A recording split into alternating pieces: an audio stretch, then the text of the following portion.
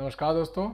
मैं विकास पांडे आप लोगों का स्वागत करता हूं जियोग्राफी के प्लेलिस्ट में। और ये है जियोग्राफी का फर्स्ट वीडियो। ठीक है, तो हम लोग इनिशियली स्टार्ट हमेशा जियोमॉर्फोलॉजी से किया जाता है, क्योंकि जियोमॉर्फोलॉजी आपका बेस प्रोवाइड करता है, जो कि फिजिकल ज्योग्राफी का मतलब क्रक्स आप लोग को मैं बता दूं। फिर जियोमॉर्फोलॉजी बहुत लोग ओशनोग्राफी से भी स्टार्ट करते हैं, बहुत लोग क्लाइमेटोलॉजी से भी स्टार्ट करते हैं, जैसी आपकी मर्जी हो। लेकिन मैं स्टार्ट करता हूँ हमेशा जियोमॉर्फोलॉजी से। जियोमॉर्फोलॉजी से अगर आप पढ़ोगे तो आपको इनिशियल से पता चलेगा, और फिर उसके बाद फिर धीरे धीरे करके हम लोग क्लाइमेटोलॉजी ओशनोग्राफी ऐसे ऐसे करके आगे आगे बढ़ेंगे। ओके, तो फर्स्ट ऑफ ऑल आप लोग का जो बुक्स का लिस्ट होता होना चाहिए वो मैं आप लोग को बता दूं कि बुक्स के कौन कौन से लिस्ट होंगे।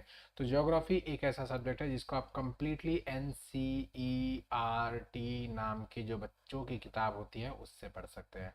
ज्योग्राफी ही एक ऐसा सिलेबस है, एक ऐसा कंटेंट है, एक ऐसा सेक्शन है आपके यूपीएससी का, जिसको आप पूरी तरीके से एनसीईआरटी से पढ़ सकते हैं। और हाँ, आपको फर्स्ट वीडियो में बताना चाहूँगा कि यूपीएससी का मतलब यूपीएससी, सीडीएस, सीएपीएफ, एनडीए, जितने भी यूपीएससी के द्वारा एग्जाम कराए जाते हैं सब में यही कंटेंट आता है। यही सिर्फ और सिर्फ क्रक्स है आपके सारे के सारे एग्जाम्स का। ठीक है, कोई अलग से नहीं इसमें ऐड करने का जरूरत है। ओके, चलिए फटाफट से स्टार्ट करते हैं। एंड बुक्स के लिए एनसीईआरटी मैंने बता दिया, और उसके अलावा अगर आप लोग को बहुत पढ़ने की इच्छा हो रही है तो जीसी लियोंग करके एक बुक है वो आप पढ़ सकते हैं। ठीक है, जीसी लियोंग करके एक बुक है वो आप पढ़ सकते हैं। एंड एटलस आप लोग लेंगे ऑक्सफोर्ड का, ऑक्सफोर्ड स्टूडेंट एटलस करके। ठीक है, स्टूडेंट एटलस करके आप लोग जो होती है वो आप लोग लेंगे। और घर पे आप लोग के मैप होना ही चाहिए। फर्स्ट ऑफ ऑल फर्स्ट होगा India political map, India physical map, और फिर वर्ल्ड का। आप लोग पॉलिटिकल या फिजिकल दोनों भी ले सकते हैं, आप लोग जैसी मर्जी। बहुत लोग सिर्फ पॉलिटिकल लेते हैं, सो दैट कंट्रीज का नाम आप लोग को याद रहे, आसपास की कंट्रीज याद रहे, वो भी बेस्ट है। और अगर फिजिकल मैप मिलता है तो भी बेस्ट है, लेकिन थोड़ा सा पॉलिटिकल ज्ञान होना चाहिए कि कैपिटल्स कहाँ पे हैं, कंट्रीज किस जगह पे लोकेटेड है। ऐसा ना हो कि आपको यूरोप की कंट्री का बात किया जा रहा है और उसको अमेरिका में ढूंढ रहा है, ऐसी नहीं होनी चाहिए स्थिति। ओके, इतना बेसिक्स आप लोग को पता होना चाहिए। चलिए फटाफट से स्टार्ट करते हैं विदाउट अ फर्दर डू। ये है फर्स्ट टॉपिक आपका, ओरिजिन ऑफ अर्थ। भाई धरती के बारे में पढ़ने वाले हैं तो फिर पहले धरती कैसे आई वही पढ़ेंगे ना। तो धरती मतलब ज्योग्राफी, ज्योग्राफी को हिंदी में भूगोल कहा जाता है। भूगोल इसलिए कहा जाता है क्योंकि धरती गोल है, दैट इज भूगोल, दैट इज वाई भूगोल कहा जाता है। एंड फर्स्ट इसका हाइपोथेसिस जो है, फर्स्ट जो इसका थियरी है वो है नेबुलर हाइपोथेसिस। देखिए मैं आप लोगों को बता दूं कि इसमें बहुत सारे हाइपोथेसिस दिए गए, बहुत सारे थियरीज दिए गए ओरिजिन ऑफ द अर्थ से related. 2 star theory, 1 star theory, passing star theory, cigar shape theory, बहुत सारे थियरीज है जो इसकी हमको कोई ज़रूरत नहीं है। जो ज्योग्राफी के ऑप्शनल वाले स्टूडेंट्स हैं वो उसको पढ़ते हैं। बहुत सारे बुक्स हैं सविंदर सिंह वगैरह से, उनसे पढ़ते हैं। आप लोग अगर ऑप्शनल से रिलेटेड है तो आप ऑप्शनल वाले सेक्शन में पढ़िएगा। इसमें आप लोग को जीएस के रिगार्डिंग जितना कंटेंट इंपॉर्टेंट है वो मैं इंट्रोड्यूस करा रहा हूँ। ऑप्शनल का ऐसा नहीं है कि इससे कुछ अलग आने वाला है। बहुत सारे इसमें कंटेंट जो होंगे, लगभग 80% ऑफ द कंटेंट जो होगा वो ऑप्शनल में भी आएगा और इसमें भी आने वाला। ठीक है, तो आप लोग जीएस के हिसाब से ही पढ़ाई करने वाले। ओके, इसको किसने डेवलप किया था? तो फर्स्ट ऑफ ऑल इसका प्रोपोगेशन किया था इमानुअल कांट ने, और फिर इसको बाद में मॉडिफाई किया गया था पियरी लैपेस ने। ठीक है, इन लोग का नाम याद रखना हो तो कर सकते हैं। मे बी यूपीएससी ऐसे क्वेश्चन पूछ सकता है, जैसे कि कॉन्टिनेंटल ड्रिफ्ट थियरी के ऊपर यूपीएससी ने क्वेश्चन पूछा हुआ है। तो कॉन्टिनेंटल ड्रिफ्ट थियरी बहुत ज़्यादा हाइप में हो गया था, लोगों ने उसको रट रट के चाट डाला। ठीक है, तो ऐसा फ्यूचर में हो सकता है कि वो नेबुला हाइपोथेसिस के भी पूछ सकता है, या फिर और कोई थियरी जो होंगी प्लेट टेक्टोनिक्स वगैरह उनके बारे में पूछ सकता है। आगे हम लोग सारी थियरीज देखने वाले हैं जो इंपॉर्टेंट थियरीज है। ये आपका नेबुलर हाइपोथेसिस थियरी देखेंगे, बिग बैंग थियरी देखेंगे, कॉन्टिनेंटल ड्रिफ्ट थियरी देखेंगे, और लास्टली हम लोग देखेंगे द सबका बाप प्लेट टेक्टोनिक्स थियरी। ठीक है, वो अलग से वीडियो होगा, ये इसमें हम लोग देखने वाले हैं ये तीनों तीनों थियरीज। ठीक है, तो नेबुलर हाइपोथेसिस थियरी क्या कहता है? नेबुलर हाइपोथेसिस थियरी कहता है कि इनिशियली पूरा का पूरा जो वर्ल्ड था वो एक जाइंट नेबुला था। नेबुला मतलब मिक्सचर ऑफ गैसेस। ठीक है, जिसके अंदर हाइड्रोजन एंड हीलियम प्रीडोमिनेंटली सिर्फ इवॉल्व रहेंगे, वहाँ पे रहेंगे। और ये आपस में एक दूसरे को एक वीक फोर्स के द्वारा आपस में मतलब आसपास घूमते रहेंगे। फिर धीरे धीरे किस वजह से ये अभी बताया नहीं गया है। तो इसमें ये बताया गया कि भाई किसी वजह से ये आपस में अट्रैक्ट होना स्टार्ट कर देंगे ज़्यादा। ठीक है, आसपास घूम रहे थे, फिर धीरे धीरे इनके अंदर अट्रैक्शन फोर्स ज़्यादा होने जाएगा और वे धीरे धीरे धीरे एक जाइंट गैस का जो गोला होता है, जिसको प्रिमोर्डियल सन के नाम से भी कहा गया है, वो बन जाएंगे और ये सन का रूप ले लेंगे और बहुत मतलब उनमें आग जलने लगेगी, इंटेंस हीटिंग होने लगेगी, कंप्रेशन होने लगेगा और जो ग्रेविटेशनल पुल है वो इतना ज़्यादा हो जाएगा कि ये एक बड़ा सा आकार का एक गोला, मतलब जलने वाला गोला, हीटेड मास बन जाएंगे और ये एक सन का आकार ले लेंगे या फिर स्टार का आकार ले लेंगे। ओके, फिर उसके अंदर इसके अंदर और आगे चीज़ें आएंगी, जैसे फिर आगे चैम्बरलेन और मोल्टन ने अपना थियरी दिया जिसको सिगार शेप थियरी भी कहा जाता है। उसमें सिगार शेप का टूट के बाहर निकलता है वो ऐसे वैसे, ठीक है, ये सब चीज़ें इसमें होती चली जाएंगी। ओरिजिनल थियरी यही है, एकदम सिंपल लैंग्वेज में बता रहा हूँ सो दैट इसके अंदर आपको जाना नहीं है, बहुत ज़्यादा डीप में जाने की जरूरत नहीं, लेकिन सिंपल लॉजिक यही है कि इनिशियली पूरे के पूरे यूनिवर्स के अंदर सिर्फ गैसेस एंड गैसेस थी, जिसके अंदर हाइड्रोजन एंड हीलियम प्रिडोमिनेंटली थे। इनके अंदर बहुत ही वीक फोर्सेस था, फिर किसी वजह से, किस वजह से ये अभी तक डिस्क्लोज नहीं है, लेकिन किसी वजह से इन लोग के अंदर अट्रैक्शन फोर्सेस ज़्यादा होने लगते हैं और ये आपस में जुड़ना स्टार्ट करते हैं, एक दूसरे से मिलना स्टार्ट करते हैं, एक दूसरे को ज्वाइन करना स्टार्ट करेंगे और धीरे धीरे इनके अंदर जो क्या बोलते हैं फ्यूजन रिएक्शन होगा वो बढ़ता चला जाएगा, जिसकी वजह से हीटिंग का कॉन्सेप्ट, मतलब हीट जनरेट होना स्टार्ट होगी, एनर्जी जनरेट होना स्टार्ट होगी और फर्दर हीटिंग बढ़ाती जाएगी और फ्यूजन बढ़ाती जाएगी और धीरे धीरे धीरे धीरे ये बड़ा जाइंट सन का रूप ले लेगा। ओके, बड़ा जाइंट प्रिमोर्डियल सन का रूप ले लेगा, फिर बाद में वो टूटेगा, उसमें से सिगार शेप का कुछ निकलेगा, वो सब रिवॉल्व करना स्टार्ट करेगा, फिर वो सिगार शेप फर्दर 9 डिविजन्स होंगे, उसके अंदर छोटे छोटे छोटे छोटे प्लैनेट्स बनेंगे, ठीक है, इस तरीके की चीज़ें होंगी, सॉरी, इस तरह की चीज़ें होंगी और फिर क्या बोलते हैं, यही है आपका नेबुला हाइपोथेसिस थियरी, ठीक है। तो ये आपका एक बहुत ही पॉपुलर थियरी था जो शुरू शुरू में आया था, लेकिन इसके बहुत सारे क्रिटिसिज्म भी थे, जैसे कि ये एनर्जी क्या थी, क्यों इन लोग एक दूसरे से मिलने लगे, क्या है इसका। अब ये सारे क्रिटिसिज्म अगर मैं यहाँ पे बताने जाऊँगा तो ये बहुत ज़्यादा लेंदी लेक्चर हो जाएगा। जो हमारे लिए इंपॉर्टेंट टॉप थियरीज है उनको मैं पहले लूँगा, उन्हीं के ज़्यादा ऊपर फोकस करूँगा, बाकी सबके ऊपर इतना फोकस करने की जरूरत नहीं है। ओके, बाकी सबको आपको सिर्फ क्रक्स पता होना चाहिए सो दैट आप जीएस में इनके साथ आए तो आप उसका ओरिजिन एंड मिडल पार्ट वगैरह सब लिख सके, बस इतना ही इंपॉर्टेंट, ठीक है। तो इसके अंदर बहुत सारे क्रिटिसिज्म थे। फॉर एग्जांपल जैसे मैंने बताया कि फोर्सेस क्या थे, फोर्सेस इन्होंने नहीं बताया, ये हाइड्रोजन एंड हीलियम शुरू शुरू में आए कहाँ से वो भी किसी को नहीं पता। नेक्स्ट सिगार शेप का ही क्यों जो एक्सटेंशन निकलता है वो सिगार शेप का ही क्यों निकलता है और कोई शेप का क्यों नहीं निकलता है।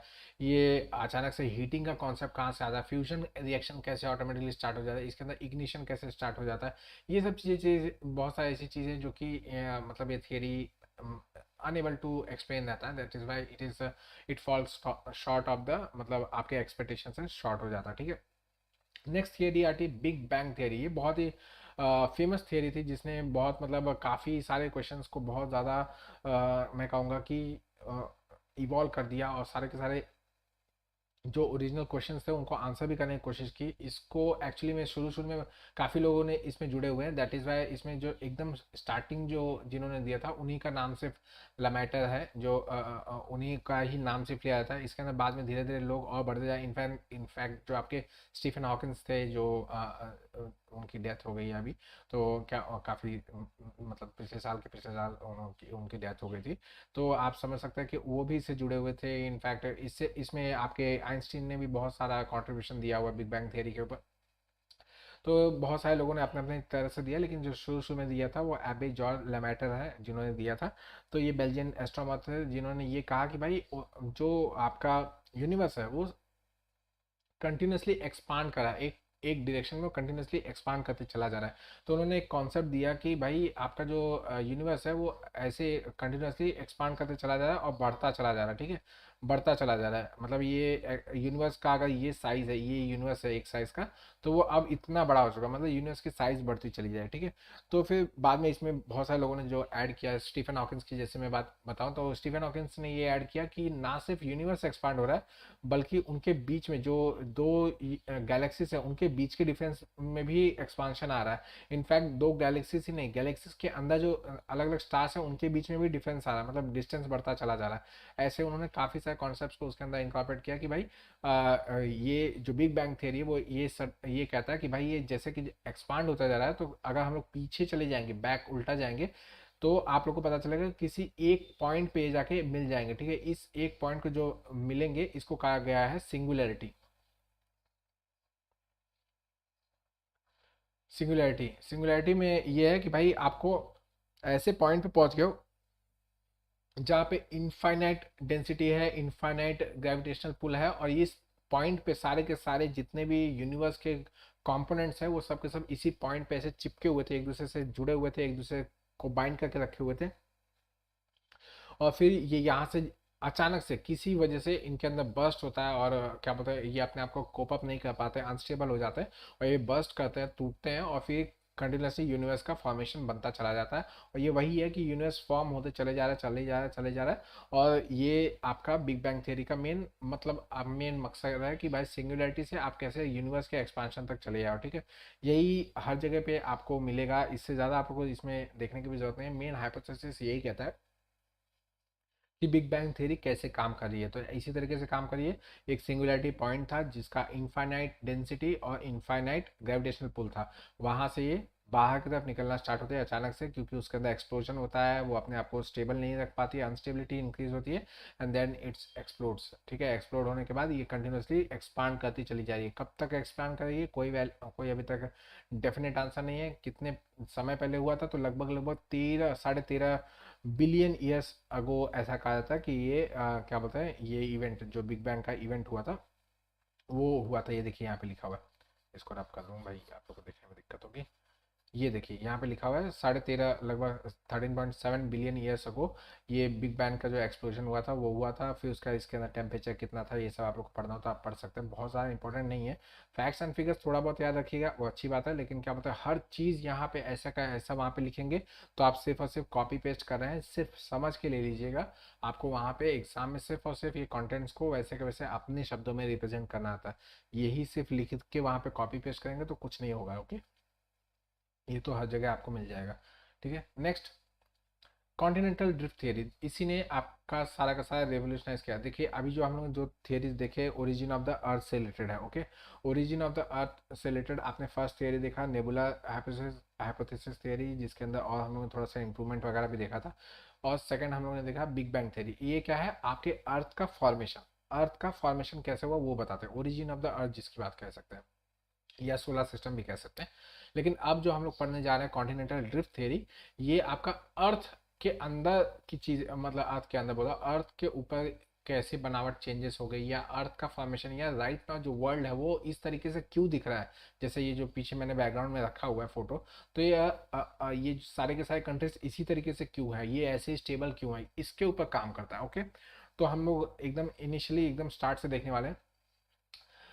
एक जर्मन साइंटिस्ट थे, एक्चुअली ये जर्मन साइंटिस्ट नहीं थे, ये एस्ट्रोनॉमर थे, इकोलॉजिस्ट थे, ठीक है, इकोलॉजिस्ट थे, क्लाइमेटोलॉजिस्ट थे। और उस समय ये सब चीज़ें डिस्टिंग्विश नहीं थी। आज बहुत सारे डिस्टिंग्विशन हो गया कि हाँ भाई एक फिजिसिस्ट है, फिजिसिस्ट के अंदर मैथमेटिक्स भी हो सकता है। पहले फिजिसिस्ट भी होते थे, मैथमेटिक्स भी होते हैं, मैकेनिक्स भी, सभी एक ही में होते थे, मतलब बहुत सारे फील्ड एक ही में जॉइन थे। धीरे धीरे करके वो लोग बढ़ते चले जा रहे हैं, स्पेशलाइजेशन अब बढ़ता चला जा रहा है, पहले इतना नहीं था, ठीक है।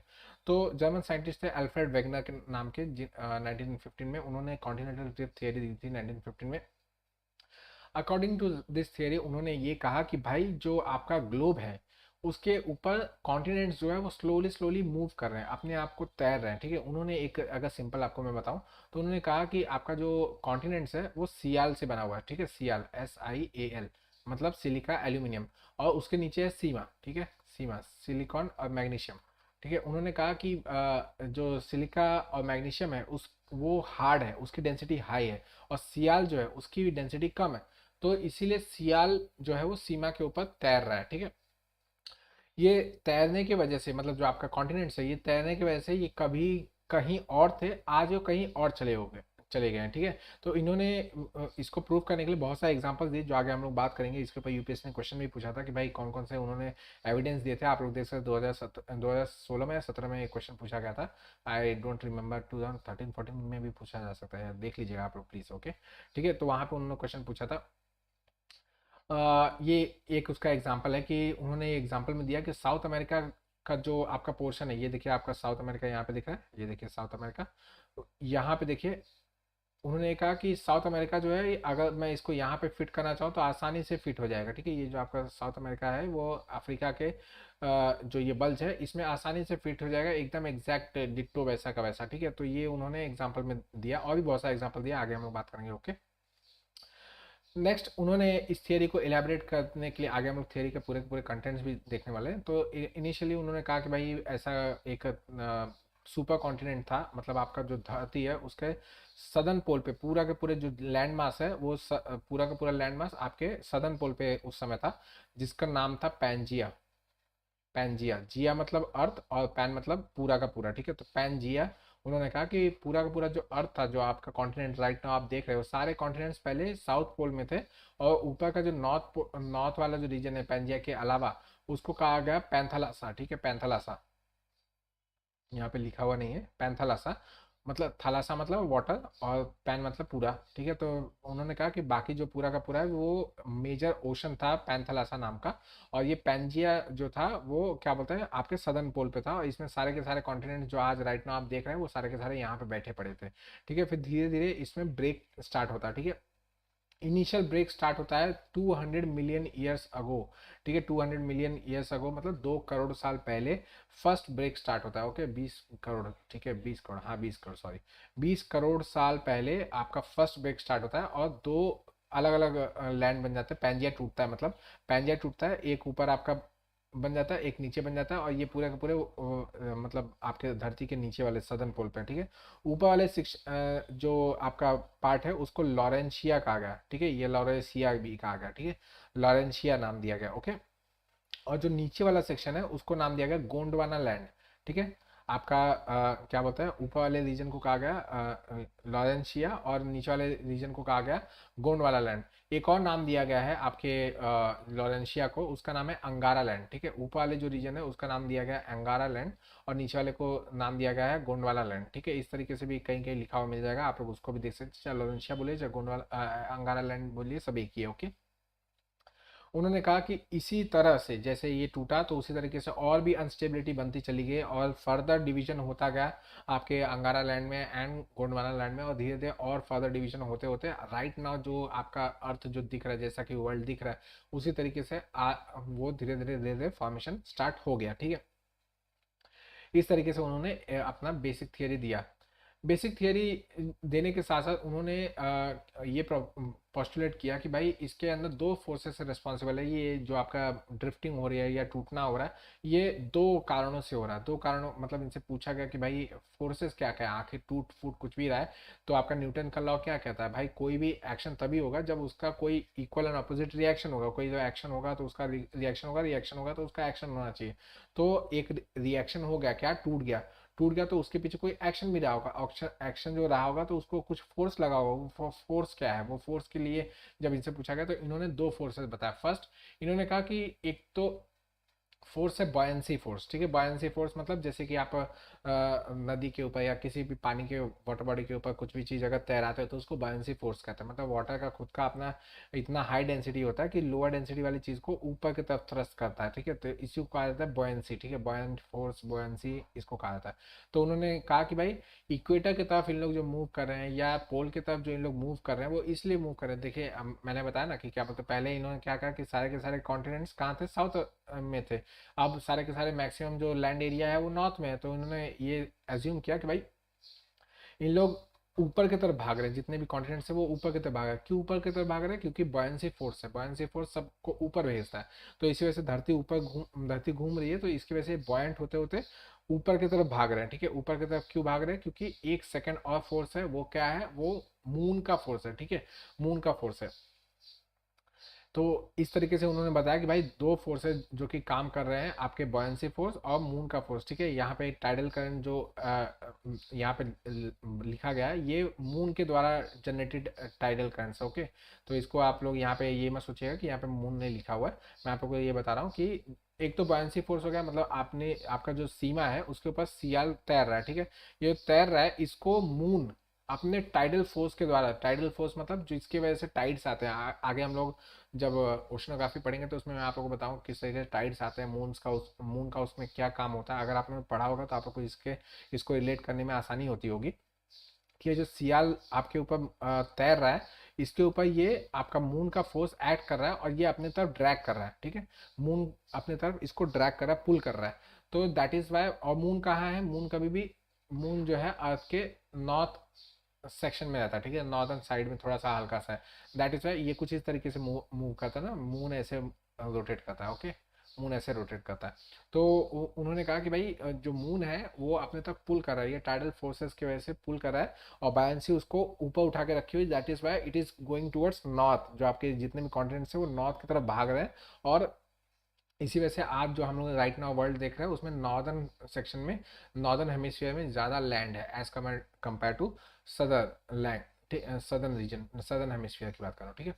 तो इसके सपोर्ट में उन्होंने एविडेंसेस दिए, यही एविडेंसेस वाले जो क्वेश्चन था वही यूपीएससी ने क्वेश्चन पूछा था, ठीक है।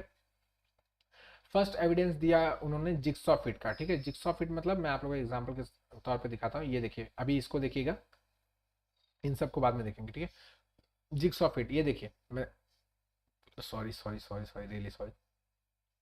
फर्स्ट यहाँ पे देखिए, ये आपका साउथ अमेरिका है, ये आपका अफ्रीका है, ये आपका नॉर्थ अमेरिका है। तो किस तरीके से एकदम मस्त क्लोज अप, एकदम मस्त चिपक नहीं रहा एकदम से, जैसे पजल्स हम लोग सॉल्व करते हैं उसी तरीके से पजल्स की तरह ऐसे एकदम बॉन्डिंग बन जा रही है एकदम, मतलब इसी के लिए बने थे, यहीं से टूट के निकले थे, इस तरीके से दिख रहा है, ठीक है।